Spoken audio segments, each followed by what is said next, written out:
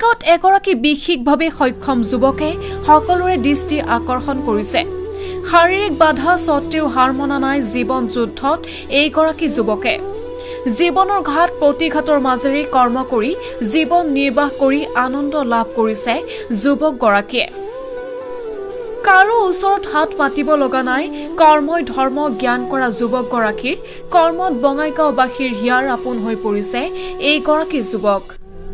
Zomato নামৰ এটা খাদ্য বিতৰণ কোম্পানীৰ ডেলিভাৰী বয় তথা এজেণ্ট হিচাপে কাম কৰি যুৱকগৰাকী যথেষ্ট সমাদৰ লাভ কৰাৰ লগতে নিজেও সুখী বুলি প্ৰকাশ কৰে। কাম কৰি বহুত ভাল লাগছে। জমেটো কোম্পানীতে বহুত ভাল, মানে মানুহৰ চবৰে আদৰ পাইছিলোঁ, মৰম পাইছিলোঁ। সেইখিনিয়ে আৰু এতিয়া মানুহৰ ঘৰত দিব যোৱা এতিয়া মানুহৰ ঘৰত কলিং বেল বজাব লগা হয় বা কলিং বেল নবজাওঁ, মই বাটত ল'ব আহে তেওঁলোকে মই ফোন কৰি দিওঁ, সি কৰি ল'ব আহে, বাহিৰত আহি লৈ যায়। আৰু ৰেষ্টুৰেণ্টক ফোন কৰি দিওঁ, সিও বাহিৰত আহি দি যায়।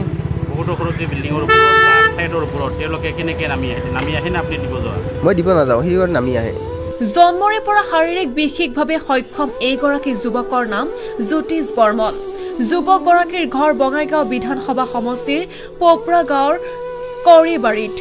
নৱম শ্ৰেণীলৈ অধ্যয়ন কৰা এইগৰাকী বিশেষভাৱে সক্ষম যুৱকে বিগত 11 মাহে জমেটো কোম্পানীৰ ডেলিভাৰী বয় হিচাপে কৰ্মত নিয়োজিত হৈ আছে। আনোৱাৰ হুছেইন নামৰ এজন বন্ধুৰ পৰা এখন ছেকেণ্ড হেণ্ড বেটাৰী চালিত চাইকেল কিনি নিজ কৰ্মত আত্মনিয়োগ কৰে।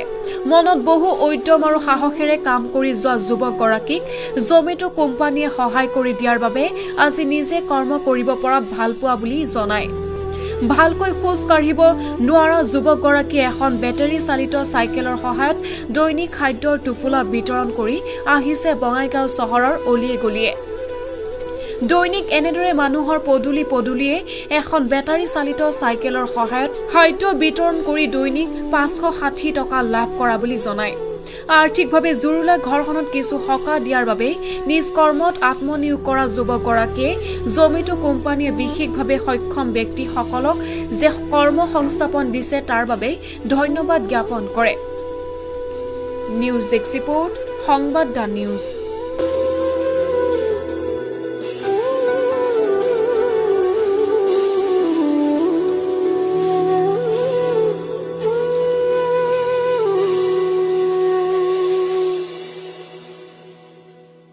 নামটো কি আছিলে?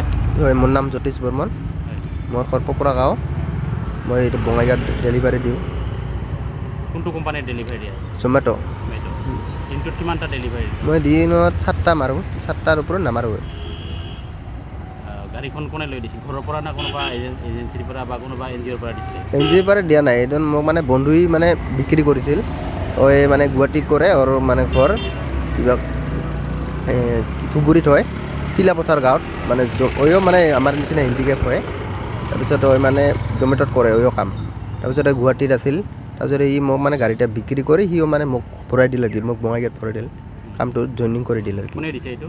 এইটো মানে আনোৱাৰ হুছেইন বুলি কয়, তাই মোক ভৰাই দিছে।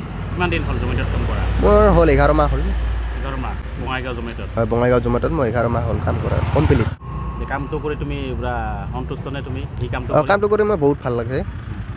হয়, কষ্ট হয়, কিন্তু কষ্ট হ'লেও আৰু উপায় নাই, কৰিবই লাগিব। এতিয়া জমেটোত কাম কৰা নাছিলা, এতিয়া ইয়াত কাম কি কৰিছিলা? মই একো কৰা নাই, মই ঘৰতে আছিলোঁ। ক'ত? বঙাইগাঁৱৰ ক'ত ঘৰ? বঙাইগাঁও পোপৰা গাঁও কৰিবাৰী। কৰিবাৰী। ঘৰত কোন কোন আছে? ঘৰত মোৰ চবেই আছে, দাদা আছে আৰু 3টা ভাই আছে, মা দেউতা আছে। কি কৰে তেওঁলোকে? মা দেউতা মানে দেউতাই হাজিৰা কৰে কেতিয়াবা আৰু নকৰে বেছি। আৰু মোৰ দাদাটা মানে গাড়ী চলায়, আৰু সৰু ভাইটা মোৰ তলেটো এইটো এনে বাহিৰৰ কাম কৰে, আৰু তলেটো আৰু নকৰে। কিমানলৈকে কৰিছে? পঢ়া শুনা মই 9লৈকে কৰিছিলোঁ, এই চাপাৰাকাটা হাইস্কুলত। তোমাৰ যিটো এই অসুখটো তোমাৰ কিমান বছৰ ধৰি হ'ল বা কেতিয়া? মইতো জন্মৰ পৰাই হয়। জন্মৰ পৰাই হয়। চিকিৎসা কৰা নাছিল? চিকিৎসা কৰিছিলোঁ বোলে সৰুতে, মানে বহুত জেগাত গৈছিলোঁ, ভাল নহয়, জন্মৰ পৰা।